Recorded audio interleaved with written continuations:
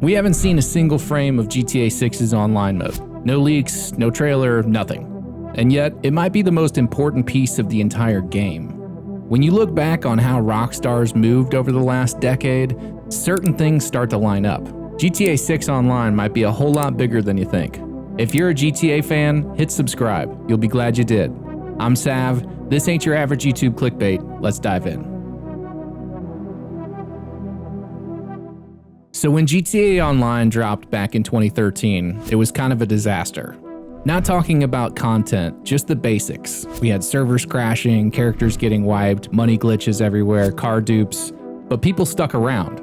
And that's probably what surprised Rockstar the most.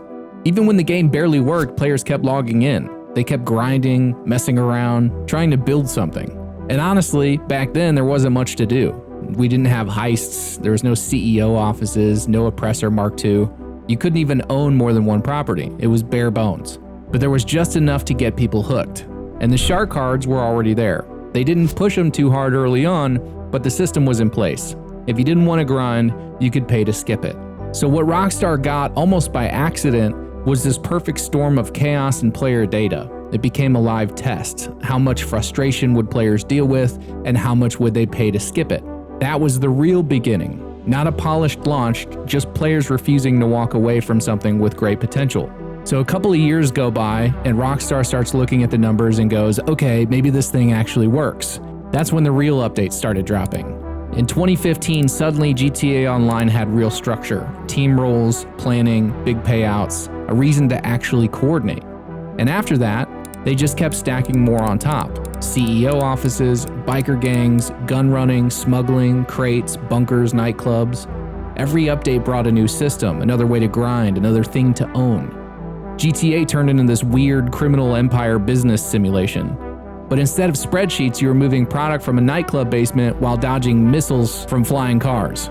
This is when the chaos fully took over, and Rockstar leaned into it. They stopped worrying about balance and just let people have fun with the toys they provided. You want orbital strikes? Sure. Flying DeLorean with missiles? Done. The game became a theme park, loud, messy, totally overloaded. And yet it worked. The grind got heavier, shark cards became more tempting, whales were born, and people kept playing. It became a loop. Grind, flex, grind harder, maybe spend real money, flex harder. And that loop made Rockstar a fortune. Almost $10 billion to be exact. Now here's where things get interesting. While Rockstar is building this chaotic economy, oppressors flying around, CEOs pushing product, another movement starts picking up quietly behind the scenes, outside of the main game. Players start creating their own rules. They jump into RP servers like NoPixel and 5M, and suddenly, GTA isn't just about mayhem anymore, it's also about identity and personal stories. You log in as a cop, club owner, a gas station clerk with a whole backstory. It's a whole character building simulation.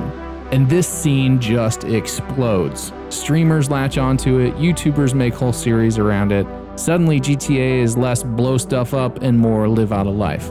And the wildest part, Rockstar had nothing to do with it.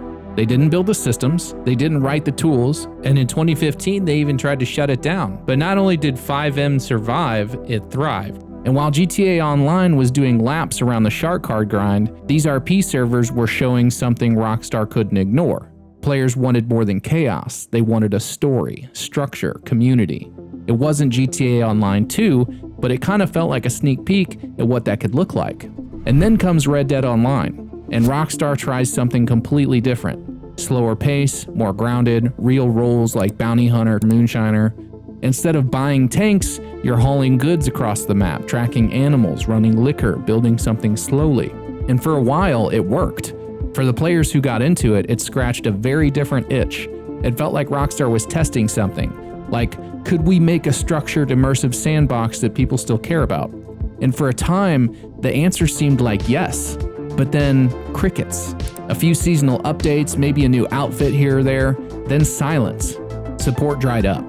The community stuck around, but the game stopped evolving. And that says a lot. Not because Red Dead Online was a failure, but because Rockstar probably got everything they needed from it. They got the confirmation. They saw how people responded to slower pacing, to defined roles, to living world systems. They took notes, and then they shifted focus, straight to GTA 6. Then in 2023, Rockstar makes a move that nobody saw coming. They buy CFX.RE, the very team behind FiveM and Red M. No big announcement, no PR campaign, no hype trailer. They didn't buy a game studio, they bought the folks who made roleplay possible.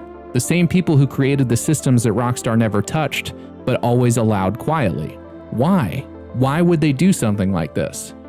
Well, what most people don't know is that Rockstar already had their own internal RP platform in development, a FiveM killer, as it was called.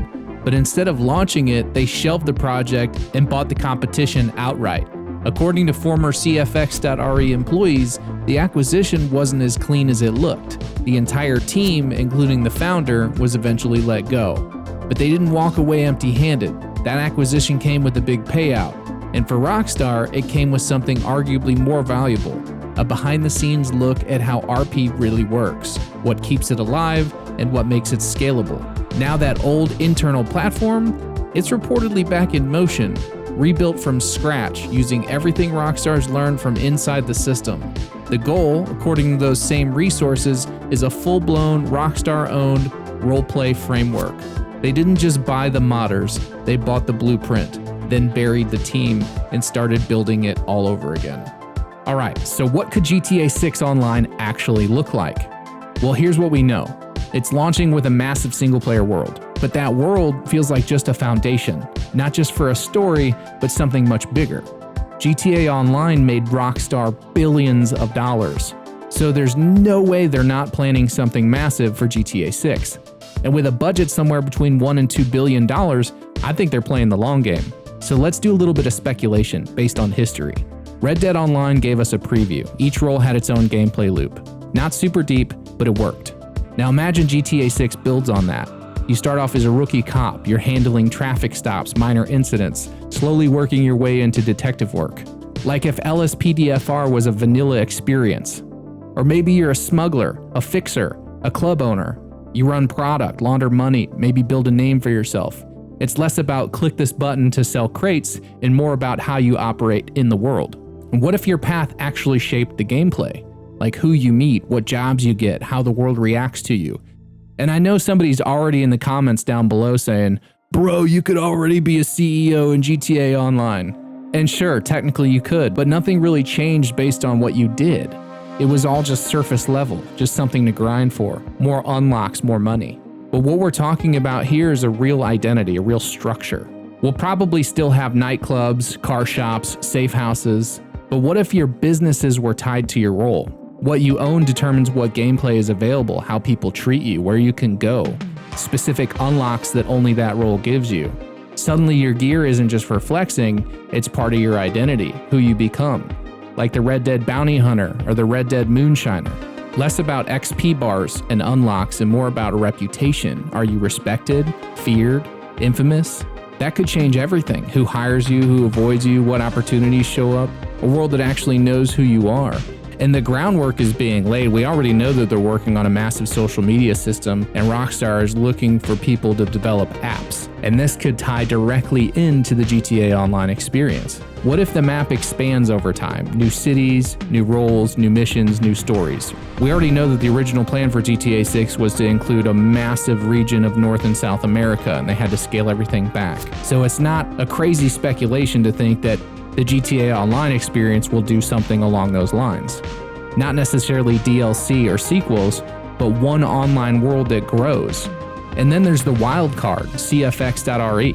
Now that Rockstar owns the FiveM team, maybe we get private servers, custom rule sets, official roleplay tools baked into the game from day one, more mod friendly. Maybe you and your crew have your own part of the map, your own vibe, your own enemies, your own laws and rules. Not just chaos versus cops, but structure and freedom under one roof. It's impossible to say exactly what Rockstar is building, but if you zoom out and look at the last 10 years, this feels like the direction that they're headed. Not just a sequel to GTA Online, but a reset, a rebuild, a brand new kind of sandbox. One built on everything they've tested and everything they've learned. And if even half of this ends up being true, you're going to want to be here when the curtain finally lifts. So hit subscribe if you haven't already. And let me know in the comments what you think GTA 6 Online is going to look like. Are we going to get structured roles, custom servers, or total chaos again? Drop your predictions. I read them all. I'm Sav. Appreciate you guys watching. Catch you on the next one.